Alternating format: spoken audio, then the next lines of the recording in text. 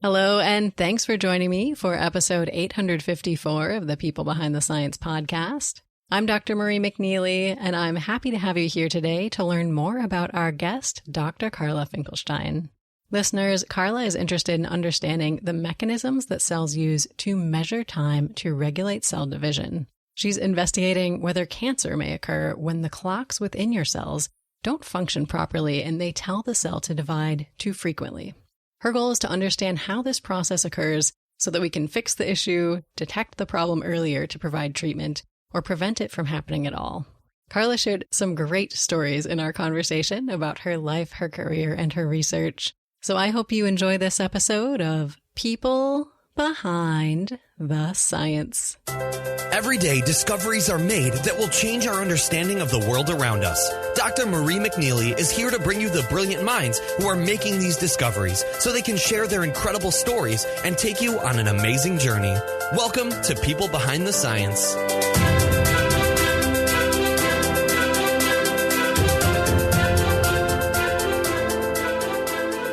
Hello, everyone, and welcome to the People Behind the Science podcast. Today, I am thrilled to welcome to our show our guest scientist, Dr. Carla Finkielstein. So, Carla, welcome to the show. How are you? Fine. Thanks for having me. Absolutely. We are excited to learn more about both you and your research today. And I'll start off by telling our listeners just a little bit about you and your background. So, listeners, Carla is an associate professor of biological sciences within the Biocomplexity Institute of Virginia Tech. She's also director of the Integrated Cellular Response Laboratory at Virginia Tech, a member of the board of directors of the Susan G. Komen Blue Ridge Board, and a past member of the Virginia Breast Cancer Foundation. Carla received her bachelor's and Ph.D. degrees, both in molecular biology, from the University of Buenos Aires in Argentina. Afterwards, she worked as a research associate at the Howard Hughes Medical Institute at the University of Colorado Health Sciences Center.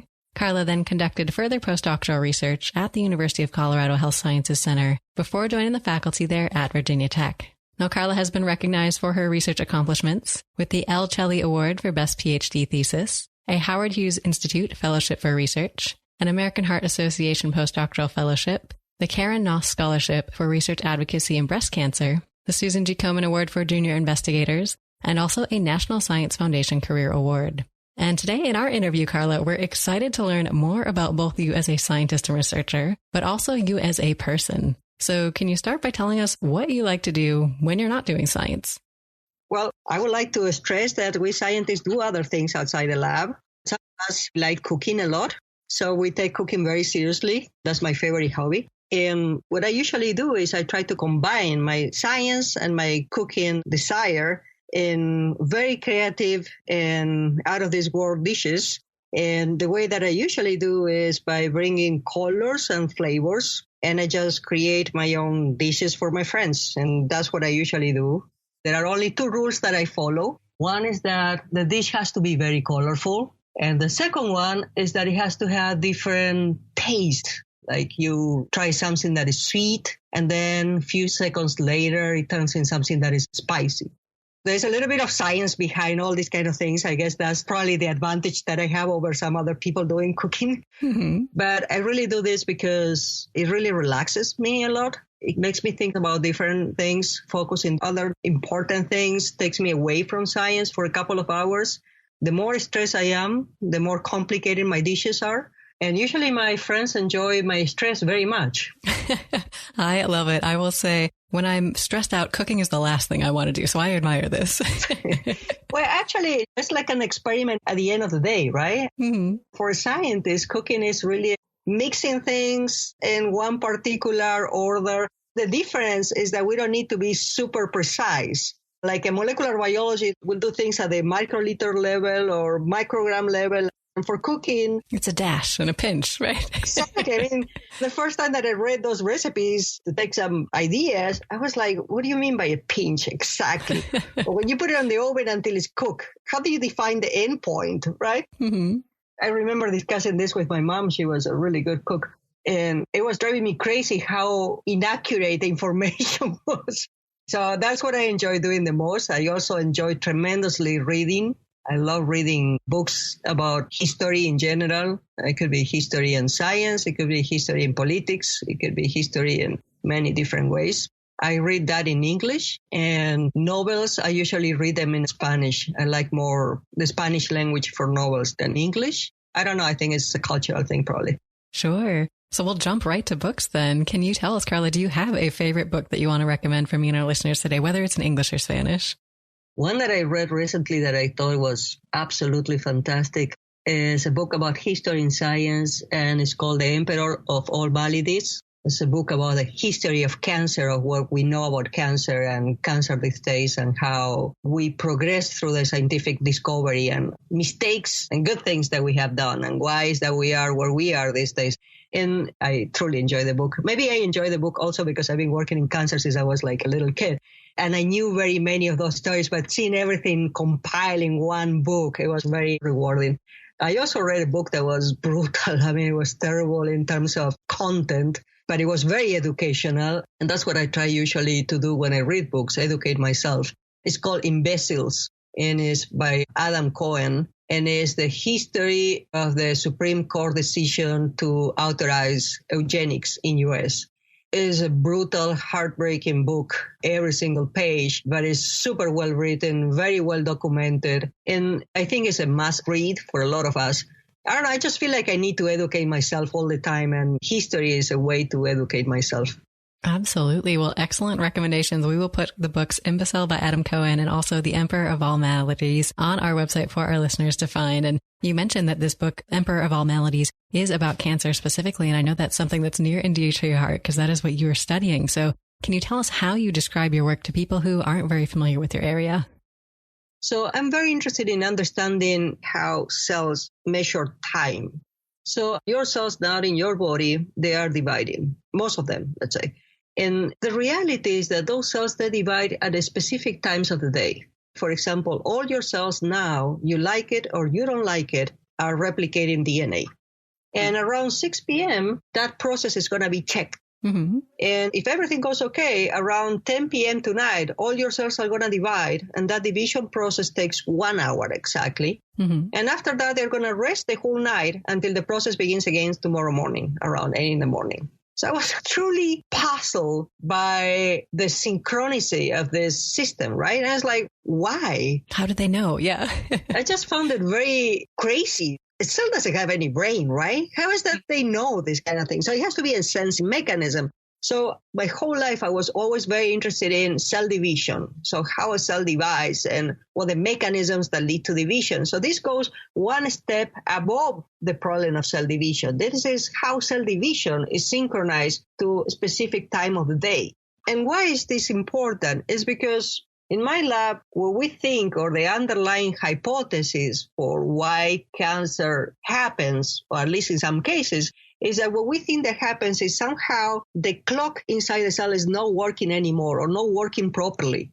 And now the clock is telling the cell, hey, go and divide now. And the cell goes and divides. And then a few hours later says, hey, go and divide again. So if we think that cancer is a problem of cell division, too much cell division, then maybe we need to pay attention to that connection between the clock and when the clock tells the cell to divide.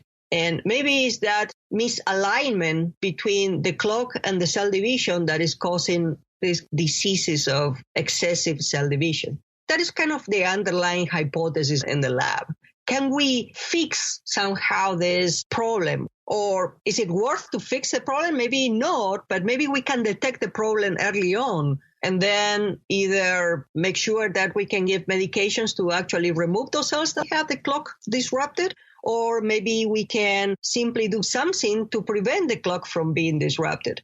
A good example of this is, I don't know if you're aware of, but women's working night shifts, they have higher propensity to develop breast cancer. Way much more than people working regular shifts. There are tons of really good epidemiological studies that women working in jobs like health professionals, nurses, women working in factories, any kind of night jobs, they usually present more cases of breast cancer. Flight attendants, telegraphers on the old days.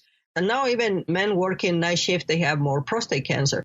So it seems to me that somehow the regulation of your normal physiology by working abnormal hours for which your body is not ready is causing very many of these diseases. Interesting. I think we're messing up our physiology really badly by doing all these kind of things.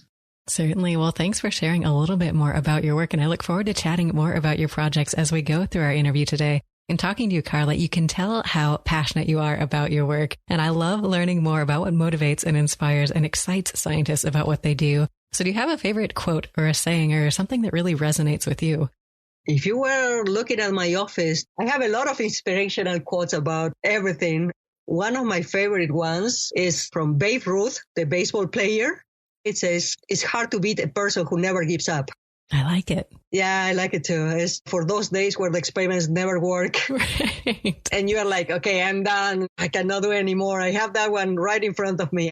And I have several ones that I really love from scientists and philosophers. But that one is coming from a regular person, despite his greatness as a player. But it goes straight to the point. I like another one, if you don't mind, from a German philosopher, Schopenhauer, that says, talent is like the marksman who hits a target that others cannot reach. Genius is like the marksman who hits a target that others cannot even see. And I always say that we have really great researchers, but there are some few researchers that are just beyond anything. And those are the guys that can see all these things that we cannot see. And that's what this quote reminds me. Well, these are fantastic quotes, Carla. I will add them to our website if our listeners are looking for a little extra motivation and inspiration today. And I'd love to chat next about some of the people who might have motivated and inspired you along your own path in science. So are there role models or maybe inspirational figures that you've looked up to that had a big impact on your career? Yeah, I have actually two scientists that I think hit me hard as role models. At the beginning, I chose them as role models because of their science, but their life was way much more interesting than their own fantastic science. These are Marie Sklodowska, known as Madame Curie, and the other one is Rita Levi-Montalcini, which is an Italian scientist as well. Both of them incredible scientists, incredible women that they needed to fight a lot of things beyond science in their lives. And I just very recently realized that all my role models are women. So I like these two women for different reasons beyond that. Madame Curie is super well known for their work in radioactivity and basically defining the field of radiation research. And she did fantastic work in the beginning of the 20th century. She did tremendous discoveries. She needed to fight cultural issues as well. She was Polish and she worked most of her life in France. And it's funny, she won the Nobel Prize the same year that actually she got her Ph.D. Oh, wow. Yeah, exactly. That doesn't happen very often, right? Right. She educated herself a lot in all areas that she thought they were important for her. She lived in a very small, minusculous apartment, and she didn't let anybody to tell her that she was not capable or she couldn't do this or the other thing. So it's beyond the science, which in fact, her science was absolutely fantastic. So it's an example for me. And Rita Levi-Montalcini, what can I say? I always tell my students that we cannot complain about anything in the lab. We are lucky. Right. This woman did her groundbreaking research in the basement of her house during the Nazi occupation of Italy, when she was prohibited to go to the university and hold her academic position. And she was not grabbing the phone and call for reagents to a company and will deliver the reagents to her house. She was doing everything by herself with the super minimum. And even so, she thrived through all this and discovered one of the most important factors that has to do with nerve growth. And then she actually, after the war and everything, she moved to U.S. and stayed for 30 years, where she not only duplicated her work, but also she developed her work further. And a big chunk of her Nobel Prize award came from the work that she did here as well. And then she moved back to Italy and had this kind of joint appointment between U.S. and Italy and created a center there. So it's a person that needed to fight first against her own family that didn't want her to get an education, because Jewish women are supposed to be good wives and mothers. And then in the middle of the whole Nazi occupation, doing your research in the basement of your house. I mean, I have no excuse for not being successful. I just look at the lives of these two women and I look at myself and it's like, what's your excuse, Carla? So that's why I think these two women are such a powerful role model for me. I love it, Carla. Well, I think you're being hard on yourself if you're comparing yourselves to these two. huge figures in science. And it's great to hear about these people who've inspired you, but I'd love to hear more about your own story. So can you tell us where your curiosity for science or your motivation to want to pursue this career began? It probably started for the completely wrong reason. So I just want to tell you in advance. Perfect. I'm one of those kids that always knew from the very beginning they want to be a scientist. Maybe I hesitate for a second between two fields, but I never really hesitate about my career goal of being a scientist. Mm-hmm. There were two things that sparked my interest in science. When I was like 8 years old, and I'm originally from Argentina. I come from a middle-class family with one income. I'm pretty sure my parents barely made it to the end of the month with that money. So we had the holidays, and we wanted gifts for the holidays. And I didn't know this when I was a kid, but because we didn't have any money and I wanted to have a chemistry toy, one of these things where you just mix things and do silly experiments. My father, who is a chemist, brought little tubes and substances from his lab, and using calligraphy, he labeled all the tubes and created kind of a booklet of experiments for me. And I was super fascinated with that toy. In fact, even today, I still have that toy. Aww. And I remember waking up in the morning and seeing that number of little bottles and things like that, and all labeled. And we did some experiments with my father. And one of the experiments was an experiment that is very simple, in which you mix something that is transparent with another thing that is transparent. It turns absolutely purple. I was like, what? That's impossible. You cannot mix two things transparent and be purple. So I remember today exactly where we did that experiment in our apartment and everything. And I know that sparked my curiosity for chemistry. But what really, really hit me, and this happened when I was like 8 years old.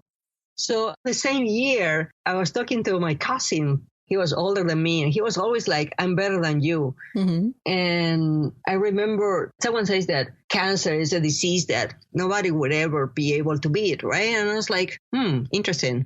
And then I was talking about this with my cousin, and I don't know in what context all this was, but he says, well, that disease exists and nobody's going to cure and everything. And I say, well, I will. Oh, wow. And I was 8 years old. And I might have said it in a way that it was very convincing, because everybody in my family remembers that conversation. So I might say it in a way that was very unusual. And to be honest, from that moment on, I always knew that I would work in cancer. And at that time, I wasn't touched like very many people in cancer field died cancer because they were personally touched by a loss.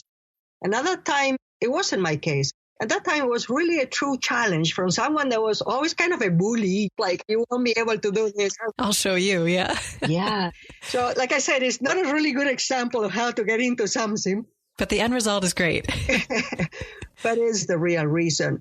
And from there on, like I said, I always knew that I would be a scientist. I always loved sports very much as well. And at one point, was between maybe doing something in sports. But in Argentina, the only sport that is important is soccer. And being women in soccer, definitely not a good combination. So I think science was a better choice. Gotcha. Well, it's wonderful to hear about how you began as a scientist. And I know you've done some amazing work, so I'd love to chat more about that today, Carla. Is there a particular project that you're working on today that you are just so excited about and want to tell us more about? There are a couple of things that we're working on today, and one that I would like to mention to you, and maybe someone in the audience is also interested about this, is we're very interested about this concept of time in the cell and everything. And one of the things that kind of bugs me a lot is about the use of medications at the right time of the day. Why is this?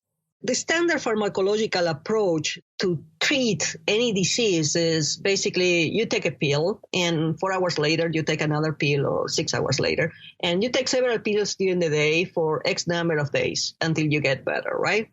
And the idea is that by taking a pill every 4 hours, basically what you're doing is keeping an amount of the drug in your system all the time. So this way, if you have any problem of this release somehow relapses, or there is something that is coming up, you have the medication there and it's going to fight the disease and probably beat it. And conceptually, it makes total sense. But this is good if you have a problem like a headache or something that is minor. Now, forget about minor problems. Things on people that is treated with chemotherapeutic drugs. So now we're not talking about a medicine that is doing nothing else but curing the disease. We're talking about a medicine that also causes a lot of side effects on the patient. And now having constant levels of this medication when you don't need it because the target for that medication might not be even present at that time of the day, then generates a payload on the patient that is brutal. I mean, there's a lot of side effects that accumulate the more you take these chemotherapeutic drugs. So why to take them if the target for that drug is not there? So we kind of advocate through our research what is called chronomodulation of therapeutics, which is basically give the therapy when it's needed at the time that is needed. So, for example, if your DNA replicates during the day and you take a drug that is going to kill the cell because it's going to interfere with that process, well, don't give it at night, because at night your cell is not replicating DNA. Sure, some drugs are given at night because they have really bad effects on the patient, nausea or something like that. And what you want is give the drug, the patient goes to sleep, and then doesn't feel the effect so badly. But the reality is that you end up giving the patient way much more, because when the drug has to do the effect, it's early in the morning, and by then you might not even have much of that drug to actually target the process. So by putting molecular basis to understand how this process happens, we advocate for this optimal treatment, optimal delivery of drugs. Okay, nowadays we know, for example, that most of heart attacks occurs between 6 in the morning and 9 in the morning. And this has to do because you have a peak of high blood pressure in the morning, and there are kind of combination things. So through a lot of study, we scientists, not my group, discovered that giving medication for heart diseases at night, the latest possible, is the best thing to actually reduce the risk of getting those heart attacks. And that's how medication is given these days for heart diseases. It took a lot of work to convince the clinicians and health professionals that that's the way to do it, but finally it worked. So we're now trying to do the same thing with treatments that affect cancer patients. The quality of life of a cancer patient and the burn on a caregiver because of all these things are not trivial. And I think we need to pay a lot of attention. If my research can provide molecular foundations for a clinician to say, okay, now this drug should be given at X time, that is what we want to accomplish. Well, Carla, this is fascinating work with potential huge impacts on the lives of people with cancer and also their caregivers, as you mentioned. And I imagine you encounter a lot of challenges in the work that you do. And I love talking about these challenges because I think most people don't share them with the world. These failures, these struggles, these challenges sort of get buried under the rug there. So do you have a favorite story of failure that you want to share with us today and talk a little bit about how you worked through it? I think scientists, we have more stories about failure than success. You only know the stories about success because we publish them, right? Mm-hmm. We don't publish research that didn't work. And to be honest with you, and I tell this to my students all the time, science is 99% failure and 1% success. You need to get used to failure. But more than that, you need to get used to learn from failure so you can make it to that 1%. Probably the time that I struggled the most as a scientist was early in my career during my thesis work. I was working crazy. I mean, it's just unbelievable. I mean, I think everybody works really crazy in this field. And I was getting zero results, like 2 years into my thesis. And I worked 10 times what any other person was working, and I was getting nothing. It was very frustrating. And I was an expert in crying, basically. Always bring your tissues, yeah. Well, not in the lab, but I used to go home and cry my whole night. Like, why this is not working? Aww. And first, I just want to stress that I don't see crying as a weakness in any way. I think a way to release pressure and stress. We shouldn't be ashamed of the win. Mm-hmm. I want to stress that because I know that people think that is pure weakness, and I don't believe that. Second, I think it was a moment of growth, really. That was a shock of reality, how to deal with things that they never work. So it forced me to sit down in front of everything that I did and say, okay, what is that I keep doing? Because if something is not working, that means that I'm repeating the same mistake, or the hypothesis is incorrect, or I need to revisit the way that I perform or design the experiments. And that's what I did. It took me a while to reach that conclusion, and I think that is called maturity. But I just want to make sure that people get to understand that it's a breaking point. You either get frustrated and you say, okay, forget it. This is not for me. Or you sit in front of all your books and say, okay, I'm going to find out the problem. And I think that's what I did. After that, I take every problem that we have in the lab as a puzzle that needs to be solved. Definitely. And I think having these experiences maybe earlier on in undergraduate or graduate school is actually really helpful, like you said, because then when it happens again, when you're a faculty member, you already equipped, you know how to deal with this situation. So it's very hard to tell these things to my students. I was like, it's good that you have this problem. And they look at me like, oh, she's on something. Right. I know people that has been tremendously successful in their PhD thesis because they just jump in a machine that it was very oily and everything worked. And I think that is a great experience. But then they eventually will encounter these problems in their life as scientists. And when you encounter this and you're supposed to be a professional, then it's much harder to deal with. It's better to deal with early on in life. So I just try to pass this to my students with mixed success, I had to confess. Absolutely. Well, Carla, thank you so much for talking through one of these difficult times in your career. But I don't want to just focus on the bad times. So I would love for you to share a story of success with us next. Probably our last publication is a story of success and perseverance. So I had a fantastic student in my lab. Her name is Jinjin Liu. She worked crazy during her thesis. And she had a very interesting hypothesis, and I believe her hypothesis. I think it made sense. It was very challenging. And she published well during her thesis, but her main work, which was based on this hypothesis, was not published then because it needed more work. It needed another expertise as well. So she published very well during her thesis. She got her position, and I told her, we're going to get this story published. And it's going to be a really good story. You have to trust me. I believe that what you hypothesize is correct. And I just praise her for believing in me, actually. I believed in her, but she believed in me. I think it was a two-way road. And then in the middle of the story, my current student, Charlene Zhu, he is a fantastic, super passionate student. And we rework some of the work that Jinjin did. We put more data, and we found out that the story was even more interesting.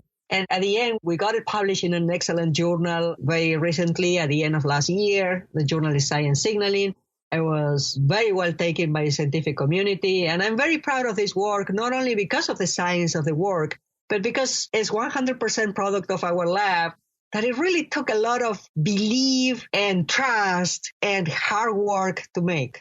Well, Carla, congratulations to you and the trainees from your lab. It sounds like an exciting success. So do you remember what you were doing or how you were feeling that day when you got the notice that that was accepted for publication? Yeah, I was very happy. I called everybody. I did pour a glass of wine to celebrate. Of course. I took a picture and I sent it to my students and said, you should do the same. I called my friends that none of them are scientists. And they were like, sounds like something really good. Very good, yeah. Yeah, actually, my mom passed. So I talked to my father. He's a chemical engineer, and he was very, very happy. And he didn't understand anything. He asked me to explain the work, and still he doesn't understand what I did. But I'm his daughter, so I assumed. You could share the excitement, yeah. So I shared with my friends and my family, and that was the most rewarding part of the whole thing. I had to confess that it was a stress relief to read the email. But we got a lot of help from the reviewers. They were very constructive reviewers. They said, okay, we like the work. We think it's a really great contribution, and we want to make it better. And that's something that sometimes you don't find in science. But these reviewers were fantastic, and the editor was excellent. So we were all kind of in sync. Well, that is wonderful. Thanks again for sharing this exciting success story. And we've talked about some different aspects of your career, Carla, but one of the things we haven't really touched on yet are some of the places that you've been for science. I think there are so many different opportunities to travel as a scientist, to share your work and to work with collaborators. So do you have a favorite place that you've been for science? I've been at so many places, really. That's one of the perks of science. It's been in very many places and getting to know a lot of people with different cultural backgrounds. I think that is unbeatable in any other field. My favorite, probably Thailand. I had to be fair. I love Thai food. Me too. So I went there. I was invited by the government and represented my university in some kind of joint project. And I gave a talk there and visited some biotech places and some universities and had the chance to talk to many scientists from there. But one thing that strikes me from Thailand, unlike UK or France or some other places that I've been, is their approach to science. So I was giving my talk there all about cancer research and everything, and nobody there worked in cancer research. And I was like, well, there are two options. Nobody cares, or they don't have cancer at all in Thailand, which would be very interesting to study. Sure. So through my visit there, I got to know them better. And I did ask why is that they don't have major cancer centers. I mean, there are some cancer researchers, but nothing major. And they said, we have other problems here for which research for us is more important. And this person told me that studying cancer is kind of a luxury that some other countries can have because they have other basic research needs that they need to meet. I never really thought on that way, but just said, for example, look, Carla, this country needs good agriculture, needs a good shrimp industry. They have other needs. So we need to have good research in infectious diseases that affects plants or affects the fish industry in general. We need to focus on what is important for us as a country to move forward. And cancer is not on top of the list. And I was like, wow, that is such a different way to see the contribution of science, right? And they have really good researchers. And many of their researchers, they come to U.S., they get trained here in some areas, and they go back. They have some kind of royal fellowships. They go back to their countries and they establish new research institutes. They're way much more modest and more question-driven, but I think their approach to science is pretty much in line with what it should be for a country that has the different needs. And I actually like that approach too. Absolutely. I think you're right there that this opportunity to be exposed to different cultures and perspectives is an amazing thing that you wouldn't necessarily get if you were not a scientist. Yeah. And the other thing that I really would like to emphasize about science and this multicultural approach that we have to science is that it's very rare that you will go to a lab and you will find 2 or 3 people exactly from the same country. You know, it's like so rich. I mean, I think one of the things that we never had in science was problems of racial controversies or anything like that, because we are such a cosmopolitan community. You have a Japanese guy, a Chinese guy, an Argentinian person, a French guy, a German guy, a U.S. guy, all in the same place. And I say guy indistinguishably between girls or boys. Sure. And you get to learn so much about different cultures by obviously making mistakes, which I'm an expert on. But it's just so beautiful. Oh, you don't do this. Oh, this gesture means something different in your culture. Those kind of things make us understand why sometimes people get misunderstood in different contexts. I think that's one of the things that science has fostered all the time, this kind of no barriers to communications. Science is our language. Absolutely. Well, Carla, that was a perfect segue actually for our next question, because I love breaking some of the stereotypes that people have about scientists. I think we've all seen the movie with the mad scientist working in their laboratory, and that's not what life in the lab is like. It is this diverse, wonderful experience where you're working with a wide variety of people who come from different backgrounds, who are fun, funny, creative, just amazing people. So I love showing this human side of science by talking a little bit more about just the fun and funny things that scientists do when they're together. So do you have a particular lab tradition that you've experienced, or just a funny science memory that you can share with us today? One that demystifies scientists to me. Let me tell you that one first. Mm-hmm. So my scientific training in Argentina, it was always very hierarchical. You have someone that is your supervisor, and that person is kind of a god. And then you somehow belong to them for a while. I would not believe that things have changed since then. But that was pretty much when I was a student there. And when I was undergrad, I had the lucky me opportunity to attend a workshop in Cold Spring Harbor in cell cycle and fission yeast. This was in 1991. And just to put in context, we had only fax machine at that time. Ooh. Forget about internet. I needed to wait until my parents sent me a fax to actually get news from them. Mm-hmm. So long story short, one of the speakers in that course was Paul Nurse. So Paul Nurse was a total idol for me in terms of cell cycle regulation. He is actually now a Nobel Prize winner. And I found out that he will be speaking at that course. He's from UK, but he happened to be in Cold Spring Harbor, and he will be giving a lecture. And I was like, wow. Starstruck. Yeah. This guy's going to give me a lecture. First row sitting there, and it was October 31st, 1991. I was like, wow, ready to listen whatever he says, and I'm going to believe it because he says.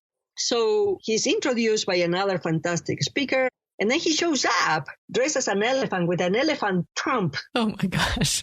And I'm like, what's wrong with this guy? I didn't realize that it was Halloween in US. Oh. And that day suddenly made sense to me because I saw all kind of weird people around the institute that day.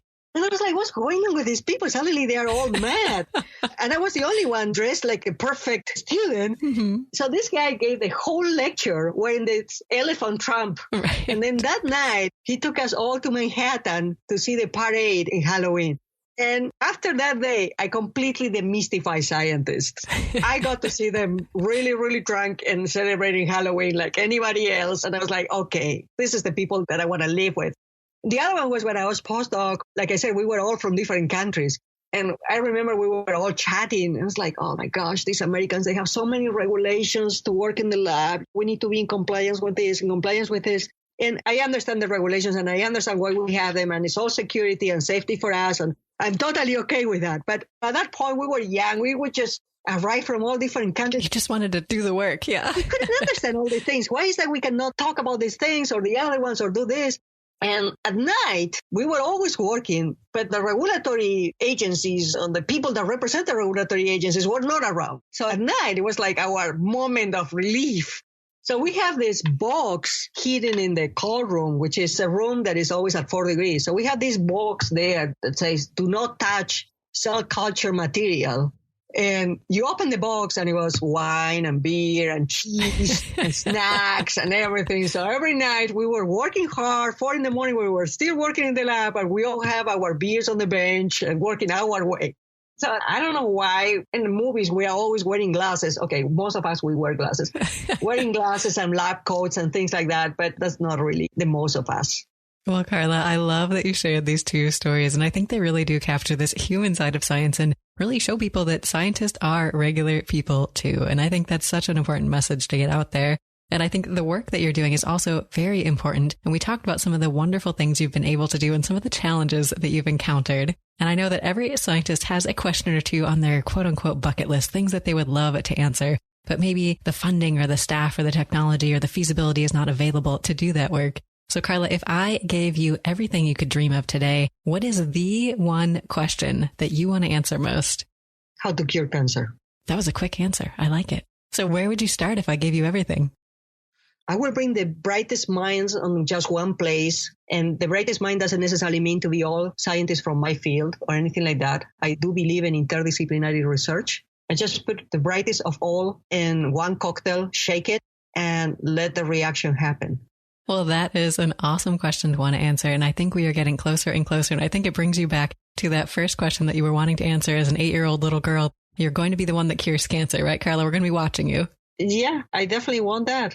It's funny because when I was a teenager or something, someone won the Nobel Prize for the discovery of the monoclonal antibodies. And I say, well, that's it. That's the solution for cancer. Now you attach something to the monoclonal antibody, it's going to recognize the cancer cell, it's going to kill the cancer cell. So I need to start thinking of something else to do in my life because cancer is going to be cured by the time that I actually reach my professional life. And I was like, well, maybe I should study mechanisms of memory or things like that. And here I am, unfortunately. I might rather be out of business, to be honest. Yeah, well, you've made some great strides in your work, Carla, and you've shared some wonderful insights and information with us today. But I'd love to ask you for one more thing, and that is a piece of advice. Is there something that someone told you at some point in your own career that really helped you that you can share with me and our listeners? Yes, but it's not necessarily about science. I think it's about life, and it's important. My husband and I, we are both scientists. So imagine our conversations at home, right? But anyway, when I finished my PhD and I was about to move to US and start my postdoctoral career and everything, I asked for advice to a senior researcher in my former lab who just came back from Sweden to do research in Argentina. And I said, well, what would you advise me in the future? And he gave me the best advice ever, which is make sure that you and your husband grow professionally together. This life that we do as scientists is very intense. It's very time demanding. There are very many things that we put aside by being scientists, and that causes a lot of personal pain to a lot of people. So I found that advice tremendously useful in my life. Certainly. Well, that's a wonderful message to share with our listeners. Carla, is there anything else you'd like to leave our listeners with at the end of our program today? For those of you that are scientists, enjoy every minute of being a scientist. There is nothing more beautiful than the joy of knowledge. And for those that are not scientists, believe on us. We will solve a lot of those problems that you struggle today. Some of them might take longer than others, and I'm sorry for that, but we're getting there. I love it, Carla. Wonderful note to end our conversation on. Can you tell our listeners if they want to learn more about you and your amazing work, where should they go or how should they get in touch? Sure. If you want to know a little bit more about us, you can obviously Google my name, Carla Finkielstein. I think I'm the first one to pop up on Google. And if you want to get in touch with me, my email is the best way to do it. F as Frank, I-N as Nancy, K-I-E-L-C for Carla at vtvirginiatech.edu. And just be sure that you write something on the subject like, don't delete me, because I receive tons of spam messages every day.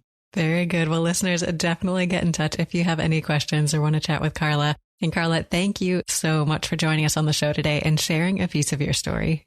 Thanks a lot for having me. Well, it was a pleasure to chat with you. And listeners, wonderful to have you here with us as well. We'll see you next time on another episode of People Behind the Science.